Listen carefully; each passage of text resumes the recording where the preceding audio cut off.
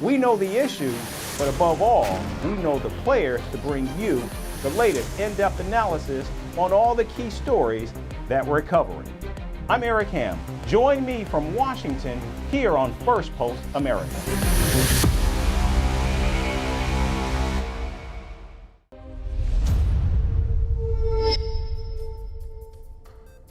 Happy Friday and welcome to Firstpost America. I'm Eric Ham, coming to you live from the nation's capital in Washington, D.C. And over the next few minutes, we'll take you from the United States and around the world, covering all the top stories of the day.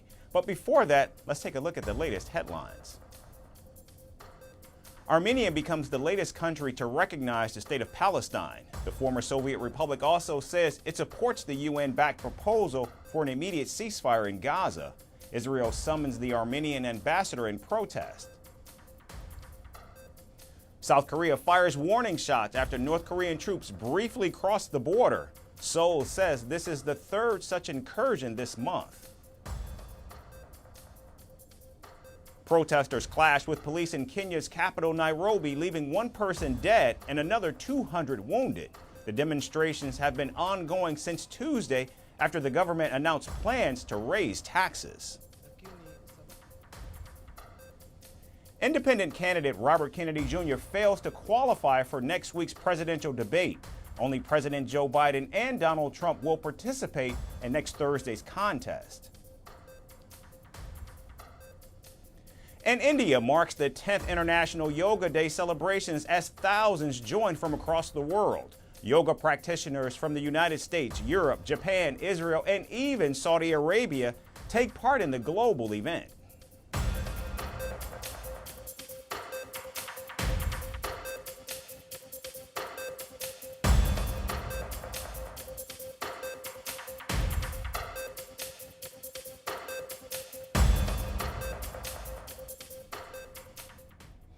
We begin in the Middle East, where concerns are growing that Lebanon-based Hezbollah could overwhelm Israel's Iron Dome air defense systems in the event of a full-scale war.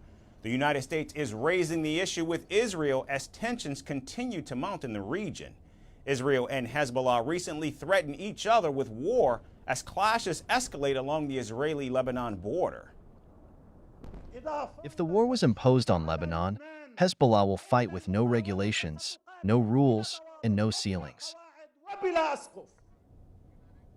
Iron Dome is an essential part of Israel's defense capabilities, and the United States has invested heavily in the program. The system boasted a 96% success rate when Palestinian groups fired more than 1,000 rockets last year. U.S. officials say Hezbollah has been stockpiling precision-guided missiles and other weapons from Iran for years, which could actually overwhelm most of the Iron Dome batteries.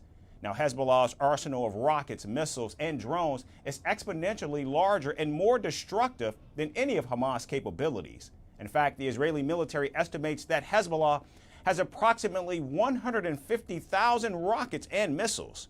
In fact, earlier this month, the Iran-backed group released footage showing a drone hitting and damaging what looked like an Iron Dome battery in northern Israel.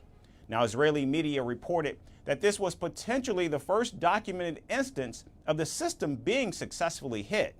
And Israeli officials reportedly told Washington that they were surprised at the sophistication of Hezbollah's strikes, highlighting the Iron Dome system's vulnerabilities. Now, with the rising threat from Hezbollah, Israel is planning to shift resources from Gaza to the north while also preparing for a land and air incursion into Lebanon. However, in case of a full-blown war, the United States has promised to provide additional defense systems and Iron Dome replenishments to Israel. Now, as Washington tries to prevent an all-out war, the conflict between Hezbollah and Israel may reach a dangerous tipping point very, very soon. Vladimir Putin has issued a stark warning to South Korea. He said Seoul would make a big mistake if they plan to arm Ukraine. Putin's comments come after Seoul said it was considering such a possibility.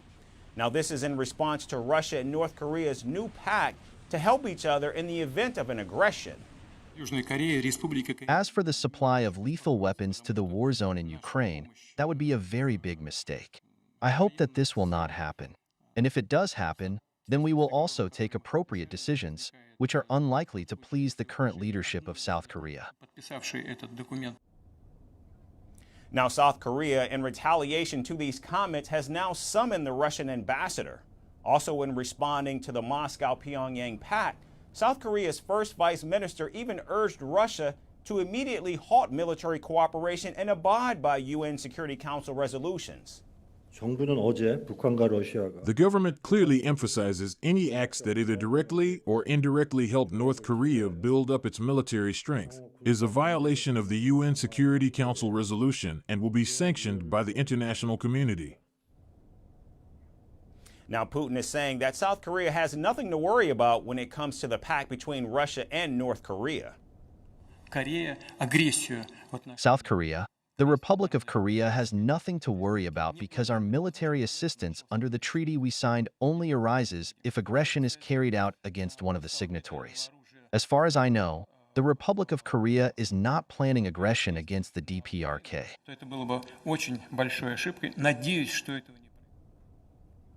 Now, earlier on Friday, National Security Council spokesperson John Kirby also weighed in on the Russia-North Korean agreement. He said it should be of concern to any country that cares about maintaining peace and stability in the region. He also added that the agreement between the two nations was no surprise and that Washington had been warning about the burgeoning defense relationship between Moscow and Pyongyang for many months now. Analysts have emphasized that the treaty could have significant implications for the world and the region. Not only is North Korea openly arming Russia, but it could also mean that Russia intervenes in any new conflict that erupts in the Korean peninsula. And in China, propagandists are using artificial intelligence to transform Ukrainian women into Russian. Chinese social media platforms are filled with digital doppelgangers of real Ukrainian women shown as Russian as they thank Beijing for supporting Putin's war in Ukraine. Now, China remains home to a vast underground economy that produces these deep fakes, and ordinary people, especially women, are falling prey to it. Our next report explains more. It seems like China is going out of its way to help Russia in spreading propaganda online. Chinese social media platforms are seeing a rise in fake accounts that are generated using artificial intelligence. And all they talk about is the friendship between Russia and China. However, the story doesn't end here. These fake profiles created using AI technology are actually deep fakes of real people. You can say these are doppelgangers or alter egos of humans whose identities are often misused without their knowledge. One such example of this AI horror is Olga Loik. She's from Ukraine and studies in the United States. The 21-year-old was looking for an audience on social media and launched her YouTube channel last November. And to her surprise, she found her digital doppelgangers all over social media a month later. Not in America or Ukraine, but in China. Now, what shocked Loik more was that her deepfakes, like the one named Natasha, claimed to be Russian women fluent in Mandarin. These clones wanted to thank China for supporting Russia and were selling products like Russian candies. So in around 1 month after I started my YouTube channel, I started receiving messages from people saying that they see me online speaking Mandarin and they think it's not me and someone is stealing my identity. So at first I was kind of confused and I thought it was a joke. But then I started looking at the videos that people have been sending me. And I saw that this is literally like my face speaking Mandarin. And on the background, I'm seeing Kremlin and Moscow. And I'm like talking about things like how great Russia and China are. And I'm also like, my clone is advertising different Russian products.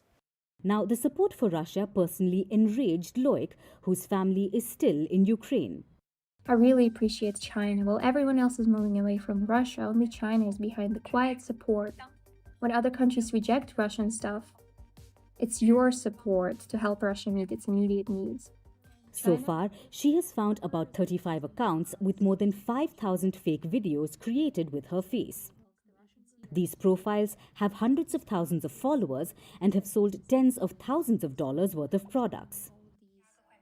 Avatars like Loic's leverage Russia and China's no-limit partnership, and experts say many people in China use easy-to-use generative AI tools available on the internet. To produce my own 2D digital human, I just need to shoot a 30-minute video of myself, and then after finishing that, I rework the video. Of course, it looks very real, and of course, if you change the language, the only thing you have to adjust is the lip sync. Experts also say that propagandists mostly target real women, as their misappropriating clips are used to pitch products to single Chinese men. Research has showed that chatbots or fake social media accounts with female personas tend to get more engagement and eyeballs.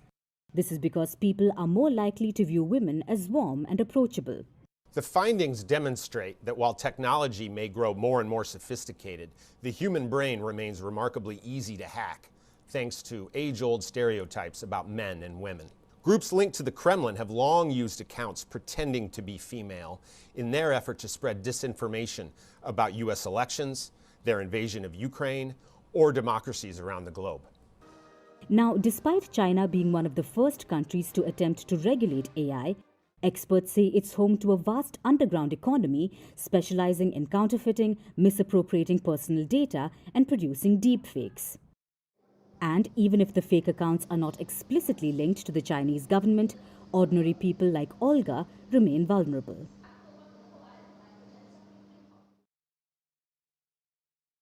And here in the United States, former President Donald Trump has taken a sharp detour from the anti-immigrant rhetoric that he constantly delivers on the campaign trail.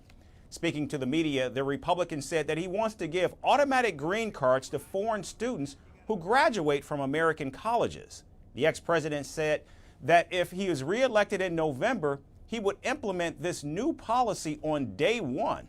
Now, when asked why he wanted to give permanent residency to foreign students, the convicted felon said America is losing out on retaining top talent.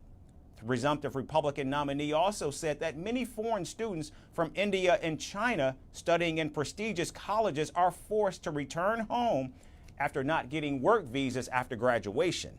Trump says that he wants to retain more foreign students, particularly those from India who graduate from American colleges and universities. Now, more than 1 million international students study in colleges across the United States, contributing more than $40 billion to the American economy. Countries like China, India, South Korea, Canada, and Vietnam top the list for sending the most students to the United States. Now, immigration has been a core issue for Donald Trump and his campaign this election cycle. In fact, his recent stance on giving green cards to almost 1 million foreign students comes in stark contrast to his usual take on immigrants. In fact, just this week, the Republican called immigrants criminals and drug dealers and said they were invading the United States. If you take a look at Venezuela, you see what's happening there. 72% down in crime because they've taken their gangs, their drug dealers, also their prisoners. And where have they brought them? To the United States of America. Thank you very much.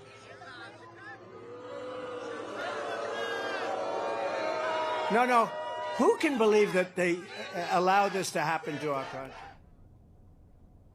Now, it's worth noting that the soft approach on immigration by Donald Trump comes right after President Joe Biden announced sweeping action to give citizenship to almost 500,000 immigrants who are spouses of U.S. citizens. The presidential candidate says that he will cancel President Biden's plan if reelected and implement his own green card policy. When I'm reelected, Joe Biden's illegal amnesty plan will be ripped up and thrown out on the very first day that we're back in office.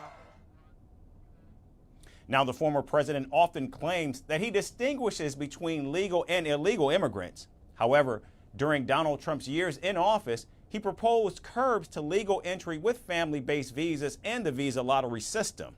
The ex-president has also called the H-1B program very bad, knowing that it remains the most common method used by American firms to hire foreign workers. The recent shift in rhetoric also comes just days before Donald Trump debates President Joe Biden in what is promising to be a consequential event for the presidential challenger. And finally, gender equality is a persistent problem in the United States. The number of women crashing the glass ceiling into C-suite jobs in America is actually declining. In fact, women hold less than 8% of the seats in senior leadership positions. Although more women are in the workforce than ever before, gender equality remains a challenge, not just in America, but across the world. Our final report examines this growing problem. You are in the elevator of your office building and are rushing to get to the conference room for a meeting. But as soon as you enter, you see there are only 2 women in the room in comparison to at least 7 or 8 male employees. This immediately makes you realize that gender equality is still a distant reality. And decades of campaigning and raising awareness has still not changed it. New research shows that the growth in women's representation among all senior leadership positions in America dropped to the lowest in more than a decade in 2023. Experts warn that companies are deprioritizing gender diversity and risking losses on their reputation and financial benefits. And one way to explain this disconnect between these commitments is gender greenwashing.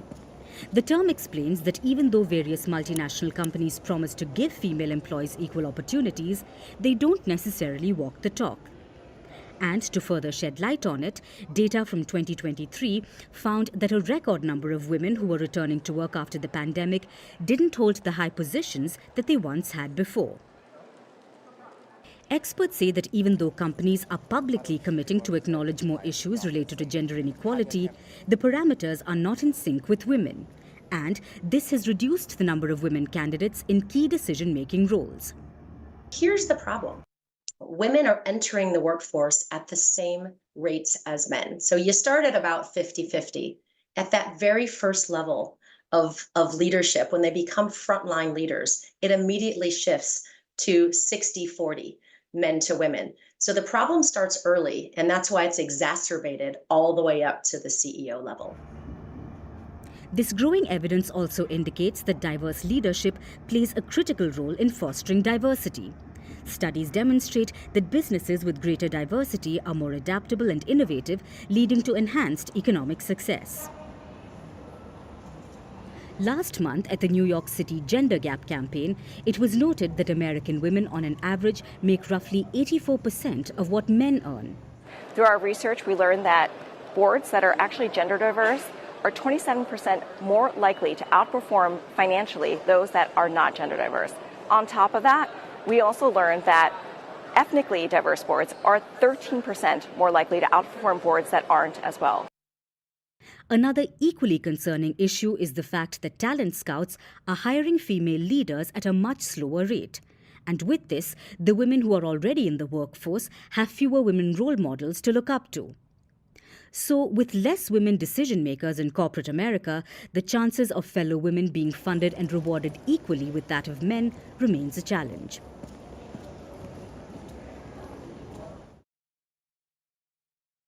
Thanks so much for tuning in. We hope you have a great weekend, and we look forward to seeing you right back here next week.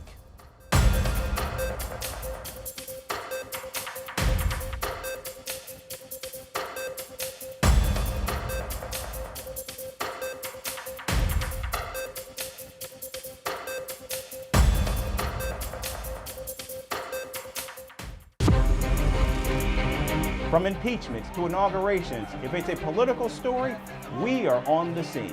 The race for the White House is heating up. We're beating Biden. How dare he say that?